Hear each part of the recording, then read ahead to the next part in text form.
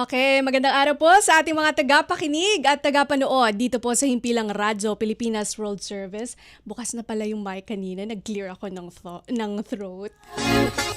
Okay, yan, happy Sunday po sa ating mga tagapakinig at tagapanood dito po sa ating himpilan. Narito na naman po ang ating palatuntunang Warm Heart na nakasentro sa mental health awareness and education. Siyempre, kami pa rin po ang inyong kasama sa programa. Ito po, si Bea Gaza de Guzman. At ako naman po si Steph Vicente. At kami po ay inyong napapakinggan, napapanood sa official Facebook page po ng Radyo Pilipinas World Service sa pamamagitan po ng ating Facebook live streaming.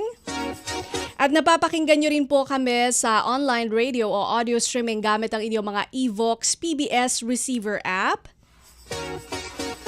Kung wala pa po kayo ng Evox PBS receiver app, pwede nyo po itong i-download sa ating Google Play Store kung kayo po ay Android user at sa Apple App Store naman po kung kayo po ay iPhone user. At syempre, mas pinalawak at mas pinalakas na rin po ang nararating ng Radyo Pilipinas World Service dahil ang ating pong mga overseas Filipino workers at seafarers pwede na rin pong mapakinggan sa shortwave radio ang ating mga programa. Ang English program po tuwing 10 a.m. hanggang 11:30 a.m. mapapakinggan sa 15.640 MHz, 17.750 MHz at 21.720 MHz. Ang Filipino service naman po tuwing 1:30 a.m. hanggang 4:30 a.m. mapapakinggan naman sa 9.920 MHz, 12.120 MHz at 15.190 MHz.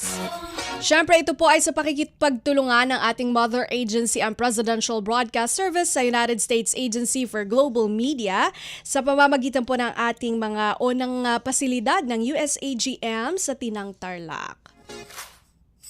At opo, yung episodes ng ating palatuntunang Warm Heart mapapakinggan din po sa ating sister station dito po sa local Metro Manila 1278 kHz. So lahat po ng ating mga episodes ay mari-replay po sa kanila sa 1278 kHz sa Radyo Magazine tuwing Sabado at Linggo, 1:30 a.m. 1 p.m. 1 p.m. to 2 p.m. Sorry, nalito na sa oras dahil ito po kasi ay ang shortwave shortwave namin para sa overseas Filipino workers at seafarers ay madaling araw kasi yun yung time nagising sila. Pero dito sa Metro Manila, Manila time po tayo. 1 p.m., 2 p.m. po ang RM 1278 kHz. Yun. Okay, so Steph, pwede mo bang ibahagi sa atin kung ano ang pag-uusapan natin ngayong araw sa palatuntunan at kung sino-sino ang ating mga makakapanayam? Ayun. So, ito pala nga April ay may, kumbaga, observation pala no, ng Alcohol Awareness Month. At upang magkaroon tayo ng isang malalimang diskusyon patungkol po no, dito sa Alcohol Awareness Month, ay makakasama natin ang mga miyembro po no, mula sa Alcoholics Anonymous Philippines. Na syempre kasama po dyan para sa araw na ito sina Miss Sam at Miss Maggie. Miss Sam and Miss Maggie, welcome po sa Warm Heart. Magandang umaga po sa inyong lahat. Yes. Magandang umaga. Salamat po. Magandang umaga po at maraming salamat po sa pagpapaunlak sa aming imbitasyon dito po sa ating programang Warm Heart. Ngayon, kagaya po ng sabi ni Steph, bilang commemoration or ano ba to, celebration or awareness month po, Alcohol Awareness Month ngayong buwan ng Abril. Pag-uusapan po natin ang inyong karanasan. So, ang una po naming katanungan, Miss Sam and Miss Maggie, para sa mga hindi po pamilyar, ano po ba ang Alcoholics Anonymous o AA Philippines at paano ito nakakatulong sa mga taong may problema po sa alcoholism o sa pag-inom? Maraming salamat po sa katanungan at unang-unang sa lahat, maraming salamat po sa pag-imbita sa amin dito sa inyong stasyon. So, ang Alcoholics Anonymous po ay kami po ay isang samahan ng mga nagbabagong alcoholic na katulad ko. Kami po ay isang samahan ng mga taong may problema o naging problema sa pag-iinom at nagtutulungan para manatiling sober sa pamamagitan ng regular na mga meetings o pagtitipon-tipon, nagbabahagi po kami ng karanasan at sumusuporta sa isa't isa ng walang panghuhusga. Nakakatulong ito dahil nagbibigay ito ng komunidad, gabay tulad ng 12 steps at tuloy-tuloy na suporta. Ito ay libre. Uulitin ko po, ito po ay libre at bukas para sa sino mang gustong magbago. Ayun. So, Mm. libre pala siya, Steph. Mm. And speaking of 12 steps program, ito na nga po, no, maraming nakakarinig tungkol dito. Sa madaling salita, paano po nito binabago ang buhay ng isang taong alcoholic o isang taong lulong po sa alak? Gandang katanungan po. Maraming salamat ulit. Bale, binigyan po ako ulit ng pag-asa sa buhay. Natutunan at tinuruan ulit akong maging tapat, bukas at magkaroon ng kagustuhang magbago.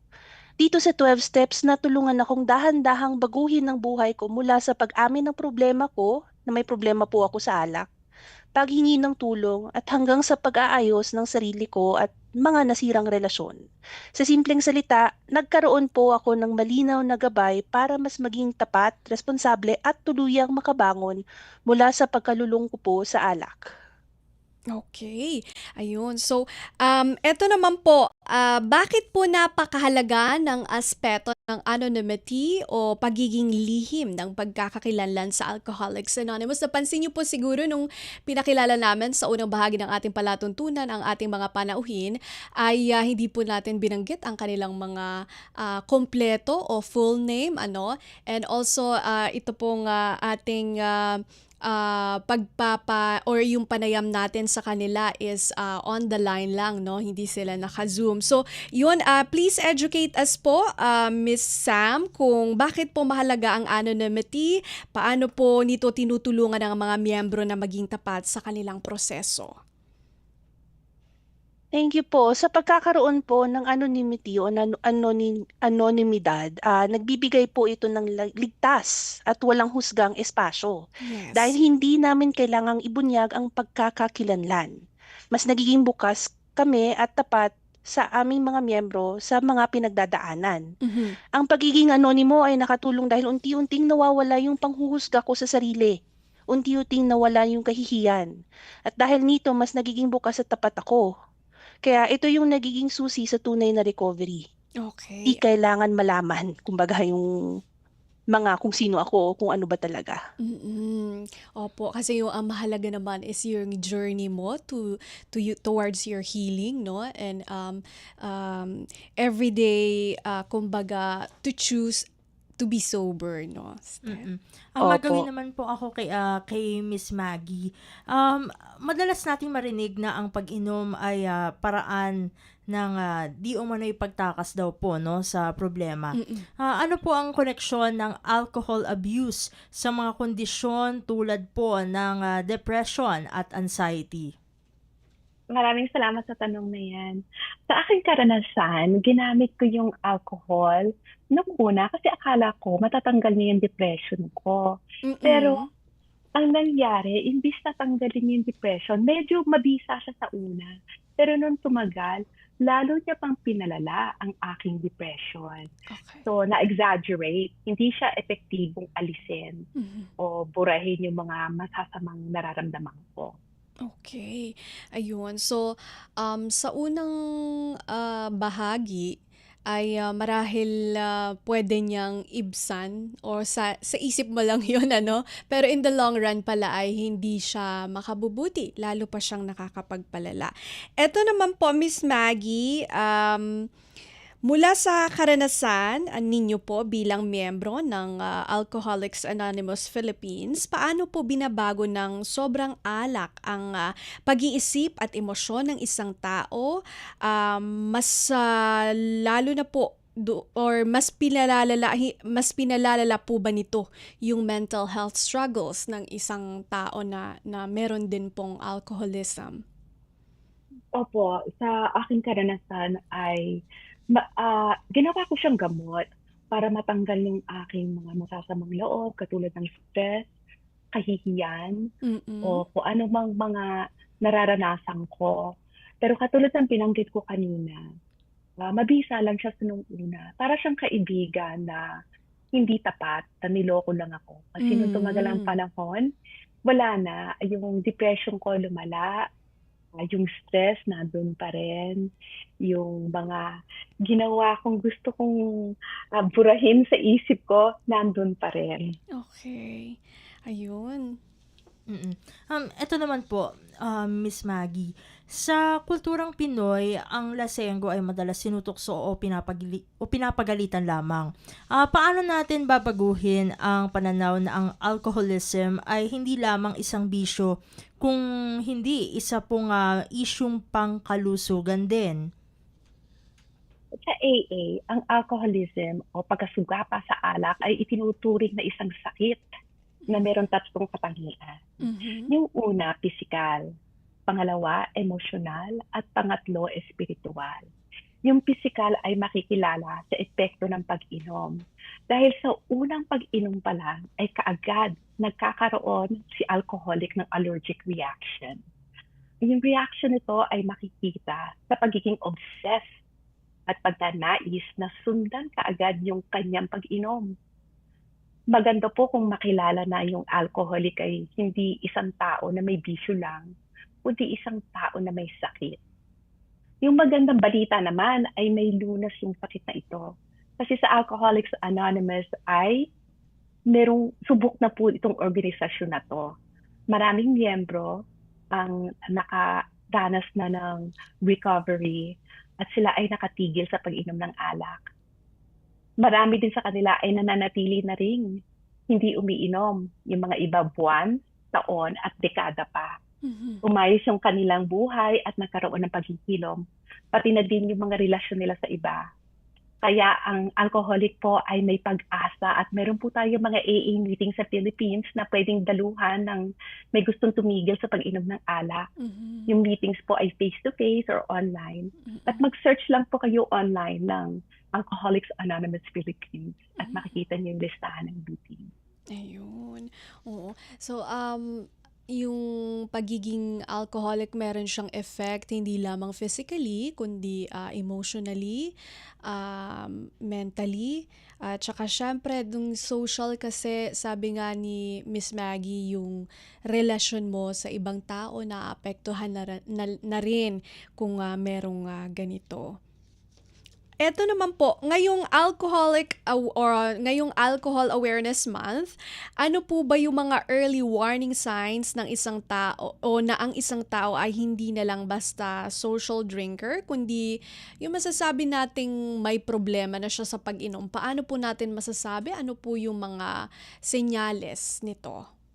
Opo, meron pong kaibahan kasi social drinker sa tunay na alcoholic. Mm. Papasin niyo po na ito yung kilos o palatandaan ng isang tunay na sugapa sa alak. Sa aklat ng Alcoholics Anonymous, pinapaliwanag na kapag uminom ang isang alcoholic, hindi na siya titigil sa isang baso, Okay. bote, tikim, o tagay. Kundi susundan niya pa ito ng inom kahit nararamdaman niya na ang epekto ng alak. Ang isang umiinom naman na parang nakikipagsosyalan lang, ay kayang pigilin at ikontrol ang pag-inom. Halimbawa, pag meron ng nararamdaman yung social drinker, sasabihin niya, oh tama na kasi magmamaneho pa ako o kaya may lakad pa ako bukas kaya tama na muna, gising pa ako na maaga. Pero yung alcoholic, kahit na meron siyang importanteng pupuntahan o gagawin, patuloy pa din siyang iinom. Kahit yun niya na kayang gawin yung dapat niyang gawin o puntahan yung dapat niyang puntahan. So, ang pinakamalaking tanda ay yung pagkawala ng control.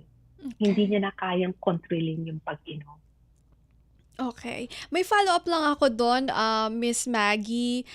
Kung ganoon po na meron pong senyales o warning sign na parang matutukoy na natin na ang isang tao po ay lulong talaga sa alcoholism, based on your experience, yung personal experience nyo po, saang point nyo po na-realize na kailangan nyo na pong humingi ng tulong na parang alam nyo na sa sarili nyo na ito po ay kabilang na dun sa warning sign na ako ay alcoholic na, parang ganon? Batang-bata pa ako nung uminom ako, batang-bata ko rin na-realize. Noong, 'pag lumalabas ako plano kong uminom halimbawa ng isa lang, isang baso, dalawa, pero yung plano ko hindi natutupad. Palagi akong Hmm. lumalampas pagkatapos meron akong mga kahihiyan na ginawa na sasabihin sa akin ng mga kaibigan ko kinaumagahan pero ayokong pakinggan.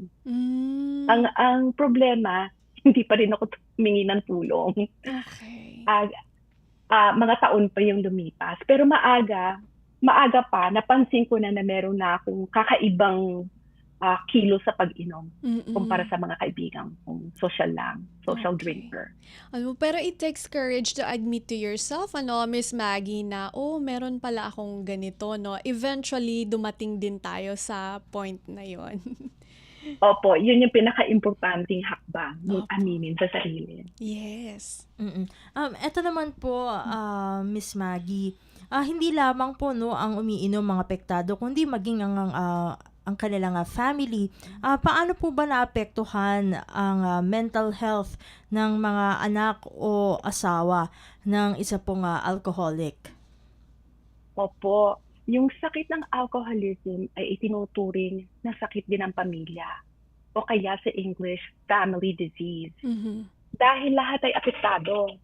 Halimbawa, kung aktibo sa pag-inom si lalaki, ang mangyayari, si misis na ang hahawak ng mga responsibilidad dahil di na maaasahan si alcoholic. Si misis na ang magpapasa ng lahat ng gawain o kaya yung mga anak. Kalimitan nga, mas malala pa ang pinsala ng alcoholism sa pamilya kasi paulit-ulit ang trauma nilang niraranasan. Dahil sa mga gawain ni alcoholic, mas lalo na kung advanced stage na si alcoholic. Malimit ay nagdudulot siya ng gulo, kahihiyan at maraming problema. Yung alcoholic ay gumagawa ng kababalaghan habang lasing at kalimitan di niya naaalala yung sakit na dinudulot niya sa kanyang pamilya. Kaya mabigat tong problema to. Si pamilya naman na hindi umiinom, gising yung isip at ramdam niya lahat ang mga pinsalang nangyayari. Sila yung humaharap sa konsekwensya. Madalas nga pinagtatakpan nila yung gulo ng ginagawa ni alcoholic. Mm. Minsan tumatagal ng taon o dekada ang paulit-ulit na pinsala nangyayari. Malakas yung stress ng pamilya. Pero eto po yung magandang balita. Meron po tayong programa para sa kamag-anak ng alcoholic. Yung pangalan ng programang ito ay Al-Anon. Ito po ay nakakatulong sa mga naapektuhan ng alcoholic at katulad ng AA ay meron din siyang 12 steps na gabay para sa paghilom ng miyembro. Meron pong pag-asa na makahilom at makadanas ng kalayaan at kaligayahan ng isang naapektuhan ng alcoholic. Okay. Nakakatuwa naman po yun. Meron din palang support group, hindi lamang yung mga alcoholic, kundi yung mga pamilya ng Opo. alcoholic, yung mismong family na affected. Eto naman po, kailangan po ba, Miss Maggie, umabot tayo sa rock bottom para po humingi na ng tulong?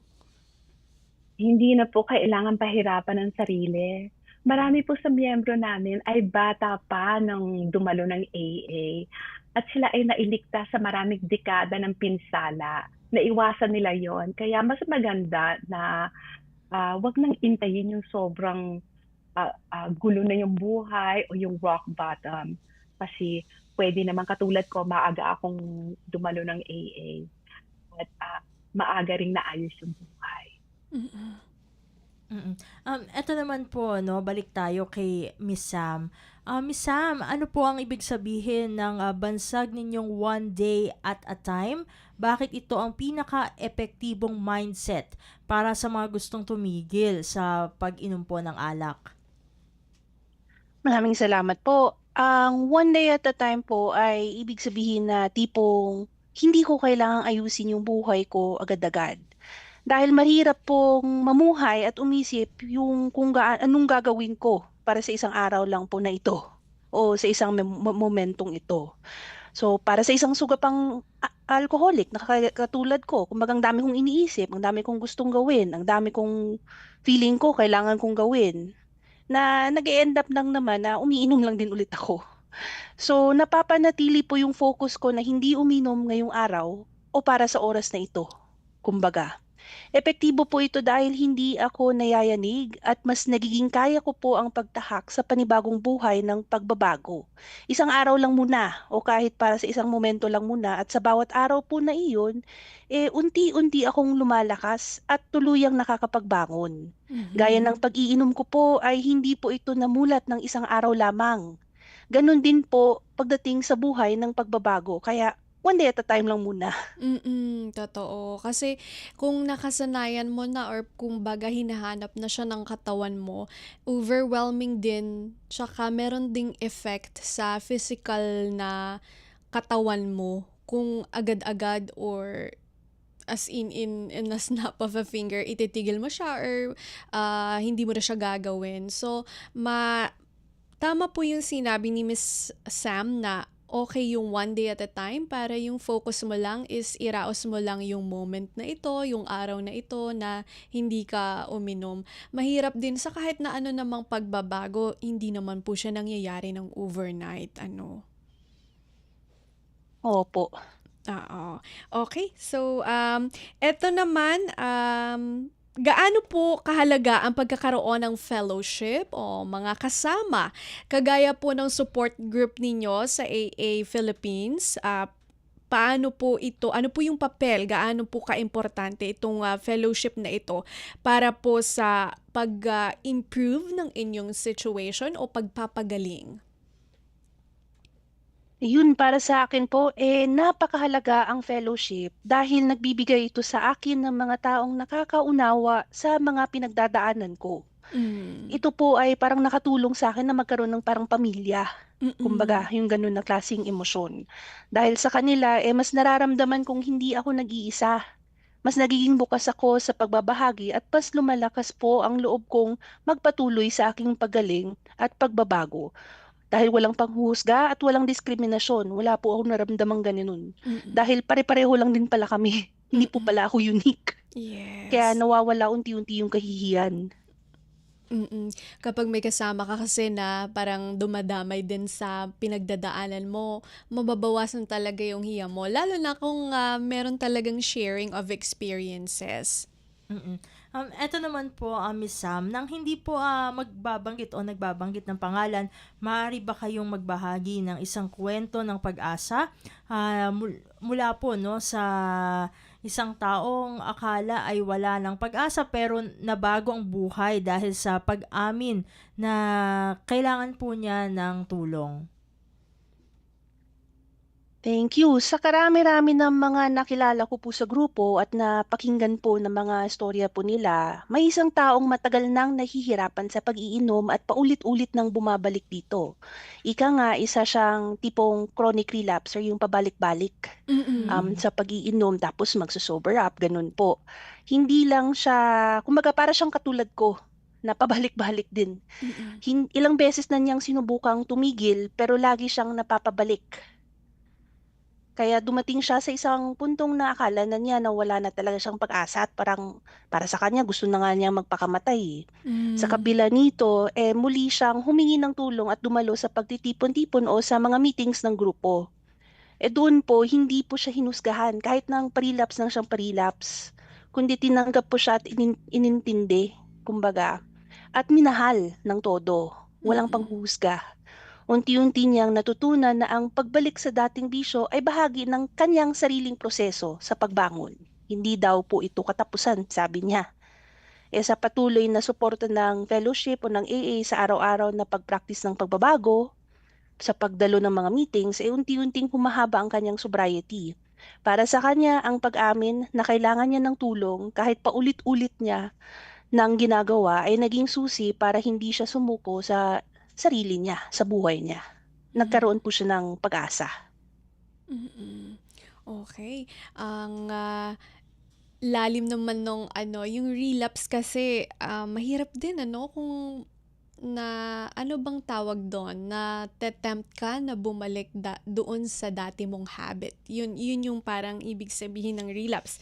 For Opo. example, sinimulan mo na subukang magbagong buhay pero may nangyari ulit na nakapag-trigger sa'yo na bumalik ulit sa pag-iinom. Mahirap din yon.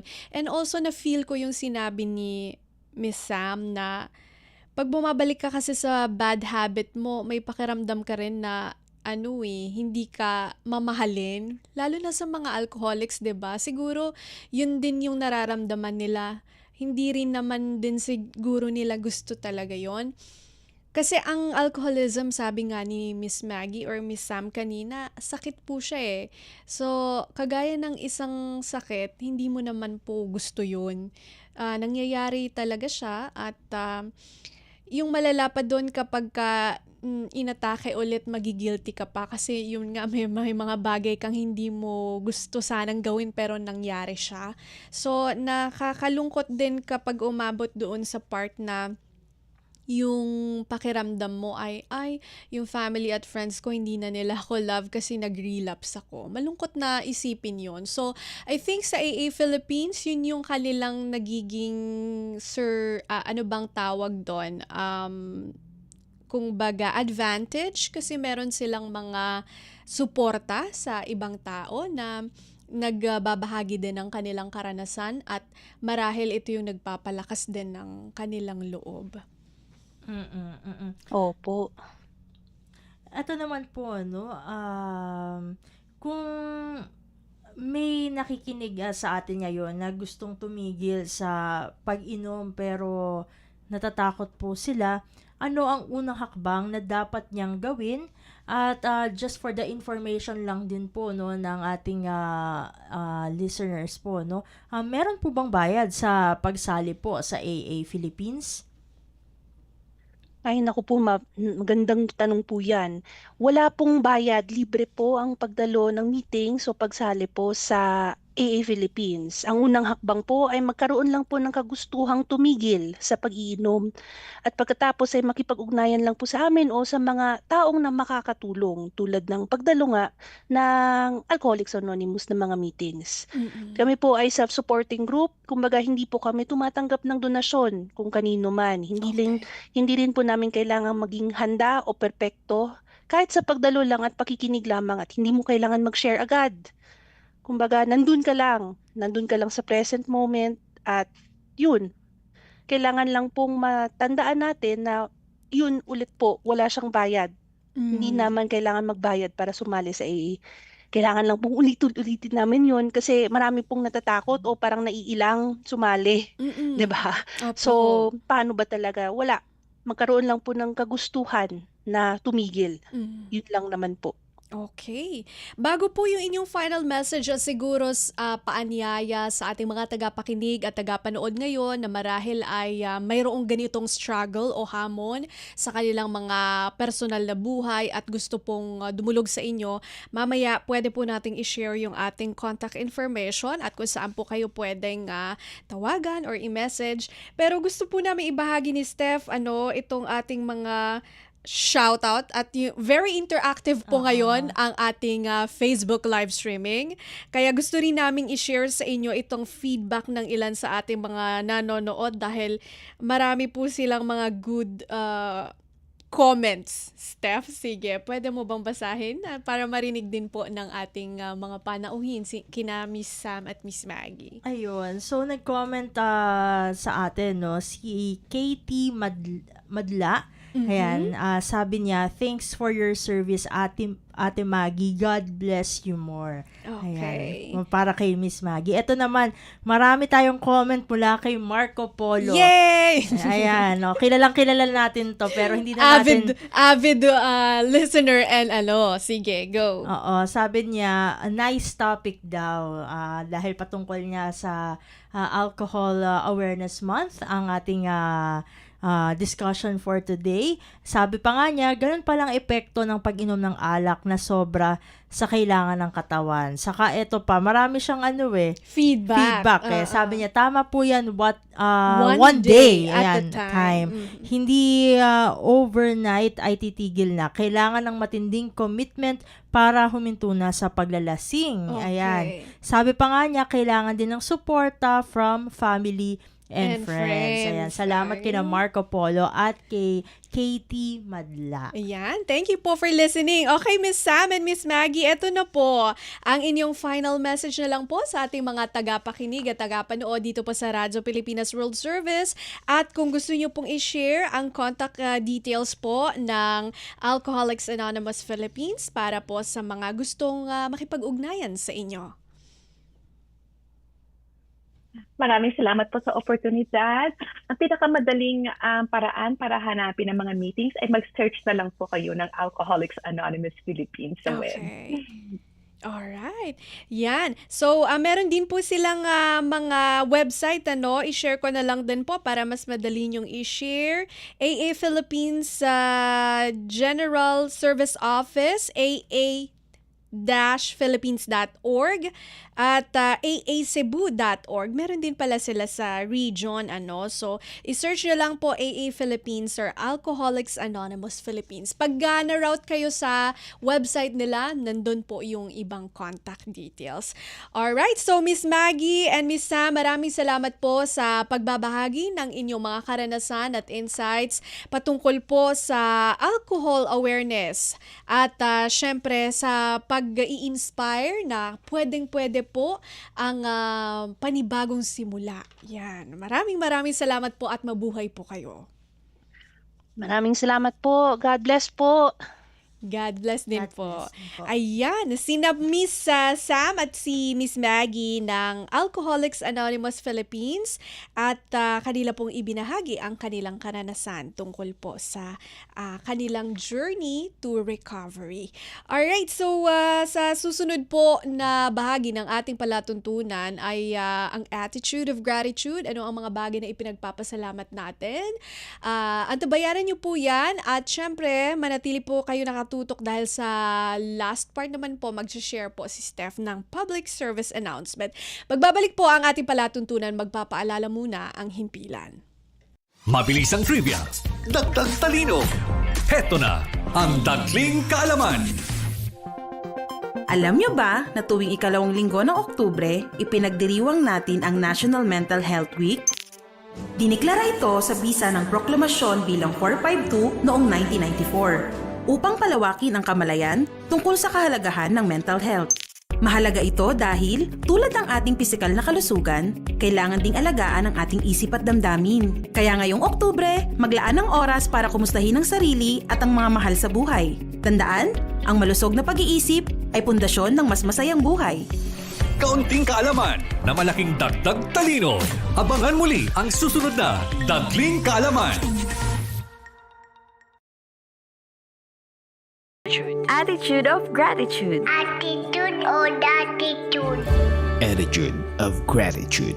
Gratefulness. Gratefulness. Gratefulness. Joy. Joy. Joy. Appreciation. Appreciation. Appreciation. Attitude Attitude of gratitude. of gratitude. Okay, nagbabalik po ang ating programang Warm Heart dito pa rin po sa ating himpilang Radyo Pilipinas World Service. Napapakinggan at napapanood po sa official Facebook page ng Radyo Pilipinas World Service sa pamamagitan ng ating Facebook live streaming at sa ating YouTube channel. At napapakinggan naman po sa Evox PBS Receiver app. Kung wala pa po kayo nito, pwede nyo pong i-download ang Evox sa Google Play Store tsaka sa App Store naman po kung kayo po ay iPhone user. Napapakinggan na rin po tayo sa shortwave radio sa pamamagitan ng mga sumusunod na frequencies, ang English program sa 15.640 MHz, 17.750 MHz at 21.720 MHz.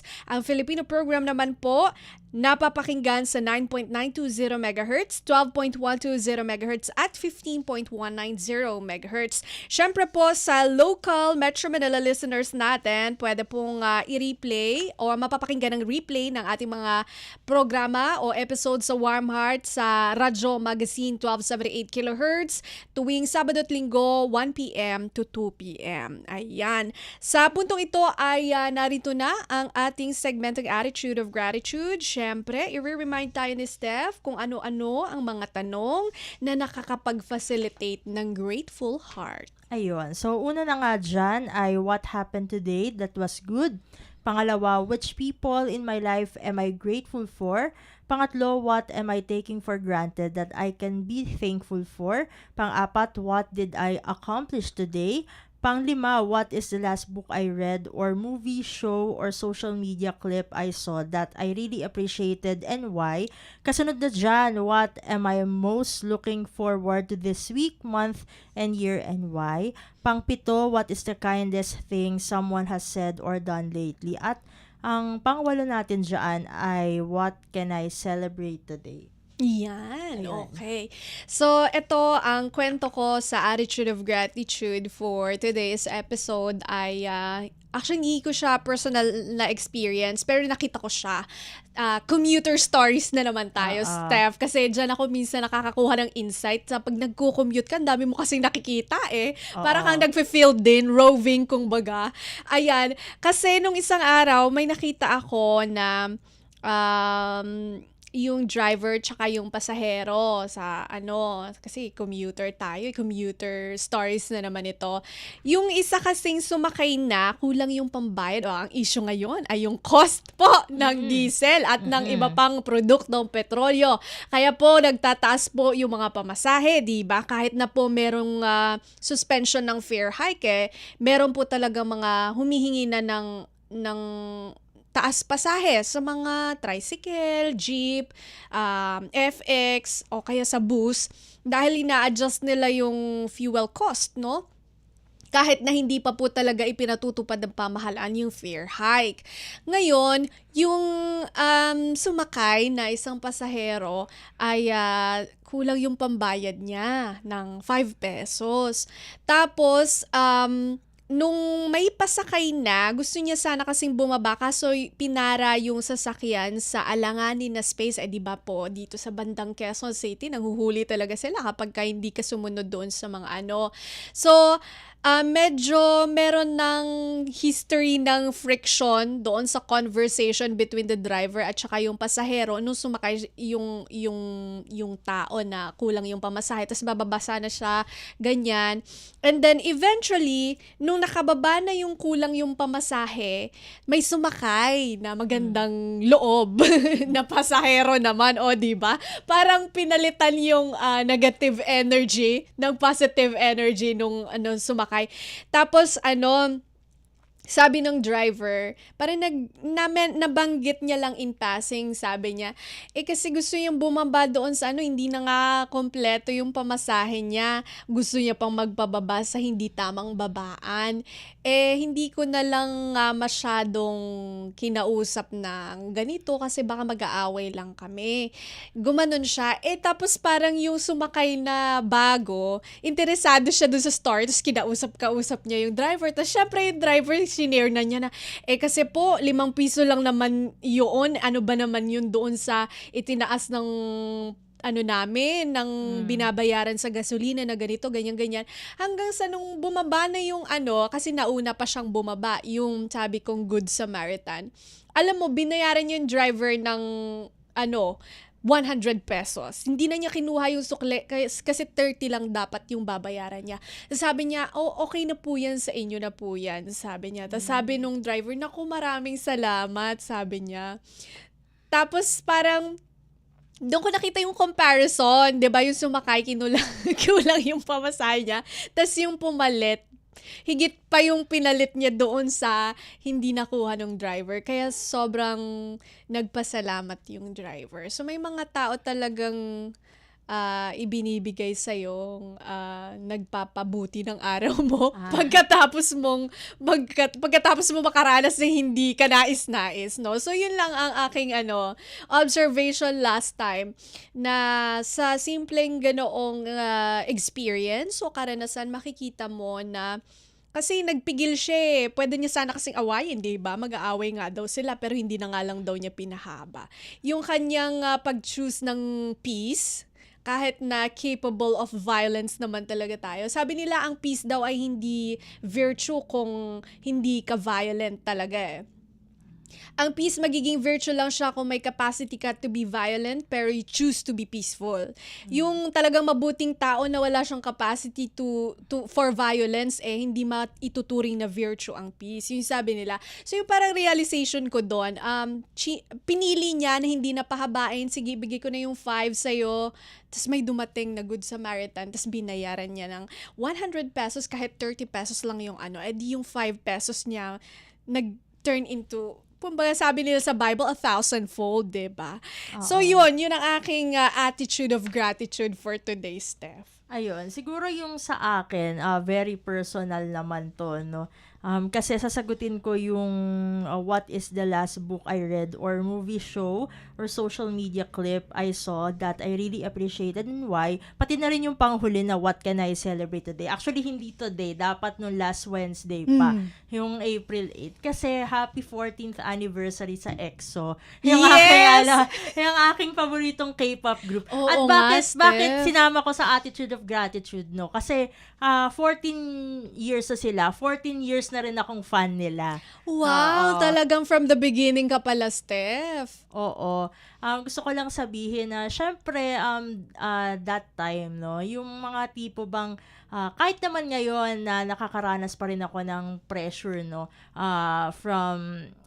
kumbaga from the school, no, actually high school kasi nung nag-debut sila, high school ako noon.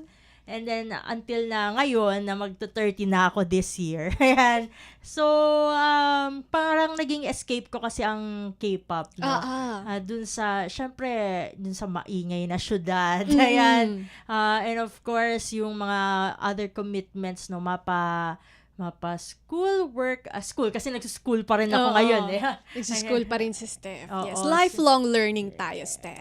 School, work, and also sa family. Parang naging escape ko yung K-pop, no? Parang kapag nakakapanood ako ng lalo na dun sa mga talagang K-pop idols ko, no? Ay gumagaan yung aking pakiramdam. Kasi sabi nga nila, isa sa mga relaxation talaga ng tao ay yung pakikinig ng music Pero syempre aside from that, yung makikita mo na kasi sa K-pop matindi yung training nila doon before sila maging idols talaga ay tumatagal nga minsan 10 years. Yes. No? Ang training nila mula pa nung teenager sila hanggang dun sa So, na-appreciate ko na kung paano sila nakakagawa ng quality music, no? And, of course, yung very strict nila. Pero, syempre, yung mga controversies, hindi naman maiiwasan yan, no? Yung mga slave contract and all. Pero, na-appreciate ko na talagang ginagawa nila yung lahat para makater yung interest, no, ng fans kahit nakailang lawsuit na yan. Kasi merong mga ganun mga lawsuits, no, mga contract terminations. At yun nga yung EXO kasi yung ilang members kasi nakakaranas ng ganun na humaharap sa lawsuit. Kaya nga yung concert nila dahil dun sa mga kumbaga yung mga legal problems, no, lima lang sila, no, na nag-concert this weekend.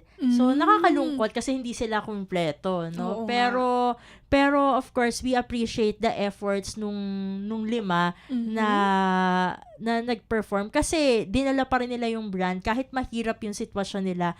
Kahit iniisip nila, of course, hati yung nila sa company and of course dun sa mga members na naging friends nila dun sa journey, no, kung bakit ngayon nakukuha nila yung success. So syempre yun. So salamat dahil isa yung EXO, no, sa talagang naging inspirasyon ko sa buhay. Hindi ko na i-shoutout yung bias ko. Baka malaman ng mga tagapakinig tsaka tagapanood, tas dumuging ka, Steph. Bakit siya yung gusto mo? Ba't binati ko Bakit siya? hindi si ganito? Ba't binati ko siya? Pero anyways, no, alam ko sa sarili ko, hindi ako makakapunta sa concert nila. At least, this year, no? Dito Oo sa nga. Pilipinas. Kasi bukod dun sa marami ako makakalaban sa Ticket, sa ticket no? selling. Uy, pero sa Steph, alam nyo, matyaga talaga yan kapag ka bumibili ng ticket. Yung mga previous kasi, di ba, nakaka-attend ka, Steph? Oo, medyo marami-raming priorities na. Pero hopefully, no, Sa sa susunod. susunod. Oo. At sana siyam na sila nun. Oo, kompleto na para masaya. Oo. So, yun ang aking isi-share for Attitude of Gratitude. Yes. Ngayon. Happy 14th anniversary sa EXO. Oo. At sa bias ni Steph, sikreto. Oo, sikreto lang. Okay.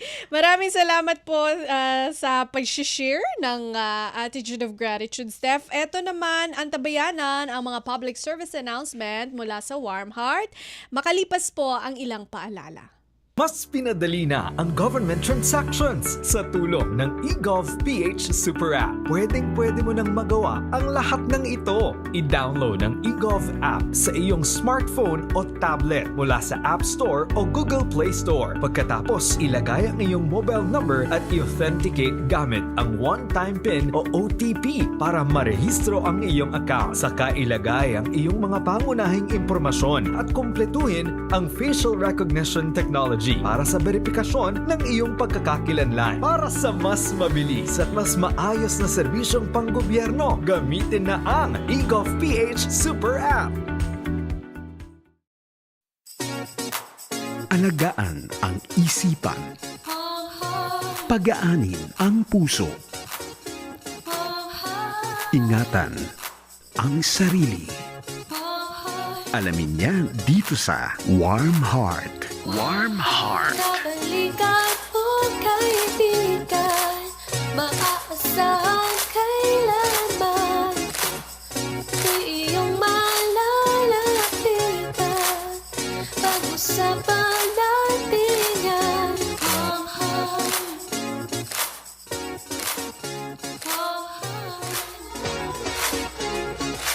Okay, nagbabalik po ang programang Warm Heart dito pa rin po sa Himpilang Radyo, Pilipinas World Service. Kasama niyo pa rin po sa programa Bea Gaza de Guzman. At Steph Vicente. Yes, at sa puntong ito ay narito na po ang public service announcement ni Steph. Ayun. So, ang una nating PSA ay manggagaling sa Abundo Psychological Clinic dahil meron silang upcoming webinar na tinatawag po na The Algorithm Mind. Ayan. So, ano ba ang nilalaman nito? Nakatutok ito sa kung paano hinuhulma ng social media ang identity, emotions, and behavior. Kasi alam naman natin, no, kapag nagsiscroll-scroll tayo sa SOCMED, ay syempre na-analyze, no, ng social media platforms kung ano yung ating interest. So, yun ang lumalabas sa ating algorithm. Pero paano ba tayo hinuhulma nito, no? At makakasama dyan, saktong-sakto, kasi ito, yung kanilang resource person dito sa The Algorithm Mind ay kilala pong psychologist, no, na very active online dahil madalas itong mag-share ng, kumbaga, ng mga very important, very relevant information. Ayan, si Rian Portugues na kilala din bilang Your Millennial Psychologist. Ayan, fina-follow ko yan. Ayan, dahil syempre mga advocates tayo and maganda na natututo tayo sa kapwa natin na advocate. So, itong initiative na ito, yung The Algorithm Mind, ay kumbaga proudly marks, no, the first project of APC Dalumat series na isang platform na dedicated to advancing psychological insight, critical thinking, and meaningful conversations in the modern world. So, kailan ba to gaganapin? May 16, 2026 mula alas 8:30 ng umaga hanggang alas 2:30 ng hapon. Via Zoom po yan. Yung CPD units po para sa ating mga professionals, in process pa po yan. Pero pakinote na lang, no, na all payments are non-refundable. So whether you are a practitioner, student, or simply curious about the psychological effects of social media, ito na yung inyong opportunity upang matuto, mag-reflect, at syempre mag-engage. At ito, until April 19 na 2026, meron po dyan early bird rates para po sa professionals ay 450 pesos, habang sa mga estudyante po ay 350 pesos. So, iyon. Medyo mura na din, no? For a webinar. So, kagatin nyo na, no? Para sa ating professionals. Kasi meron dyan CPD points, no? I-announce naman siguro nila dahil in process pa yan. So, sa pangalawa natin, no, na PSA, ay manggagaling naman sa CPPS LLWC Board Review for Psychology. Ayan. So, dun pa lang sa pangalan nila, syempre board exam na, no, ang pinag-uusapan dito. Dahil meron silang tinatawag na Psychologist Board Masterclass na naglalaman po ng board level case discussions, practice-informed rationalizations, at exam-focused frameworks. Sa mga, syempre, yung, minsan may mga tao kasi na hindi sila kampante dun sa yung mga self-learning activities. May mga ganun na gusto meron din nagtuturo, no? Sa kanila ng direkta. So, para dun sa mga ganun po, no, na learners, no, ganung klaseng learners, ay para po sa inyo ito. Para syempre ma-ensure po, no, na magiging smooth yung inyong board exams. So, kasama po dito, no, sa masterclass na ito ay isang libreng diagnostic exam para syempre ma-guide, no. Hindi pa ito yung mismong exam, no, kundi sample lang ito.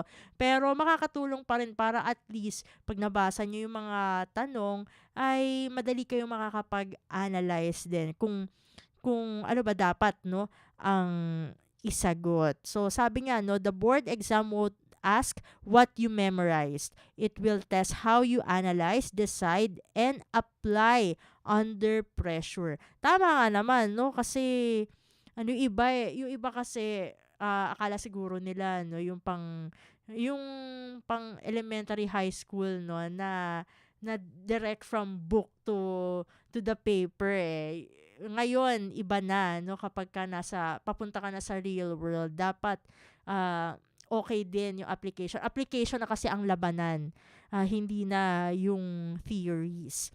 So, eto naman, para sa ikatlo nating PSA, ay galing naman to sa eye care training and seminar services dahil meron silang webinar, no, na gaganapin naman sa May 15, 2026 mula 9 a.m.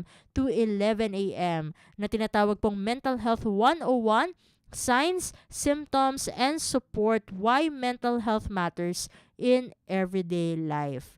Ayan. So, meron silang registration fee dyan. For early birds, eto mura talaga, no? 80 pesos until April 25.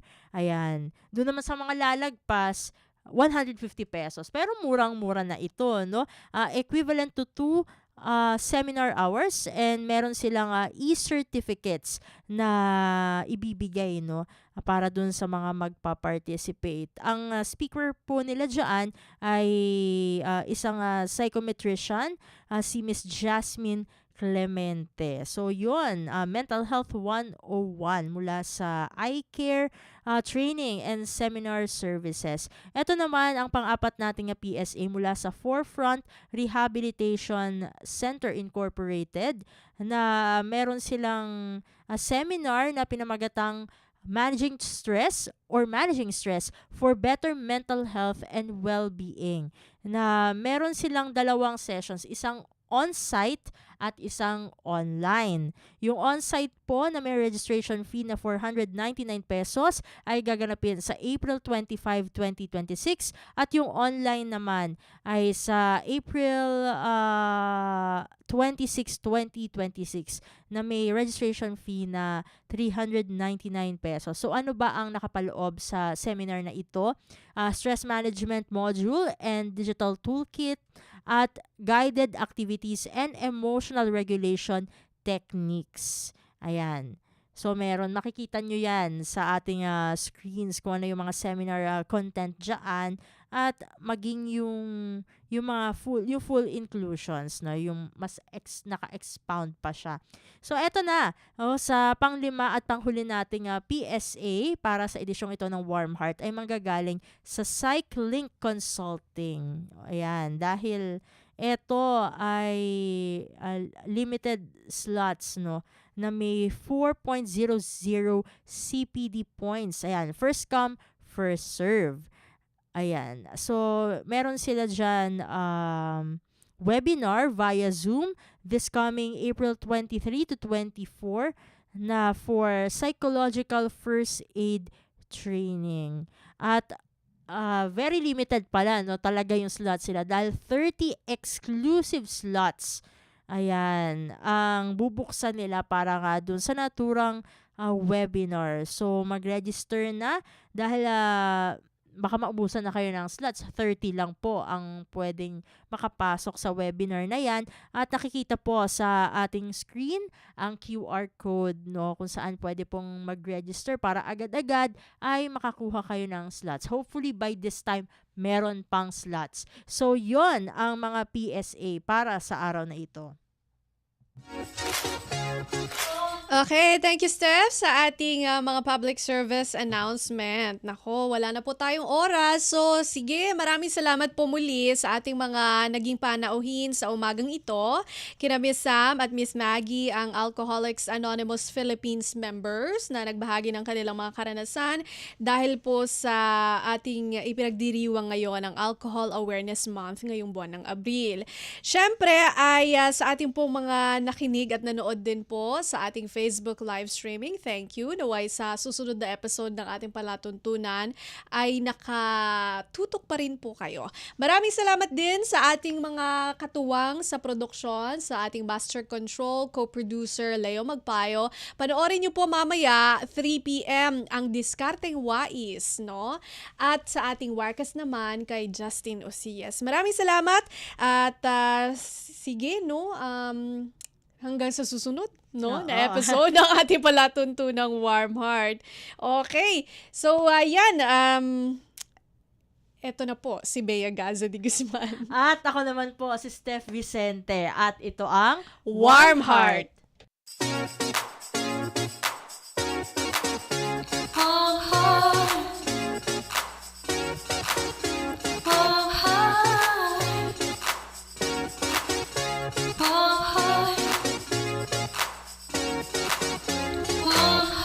Kabalikan o kaibigan, maaasahan kailanman, di iyong malalapitan.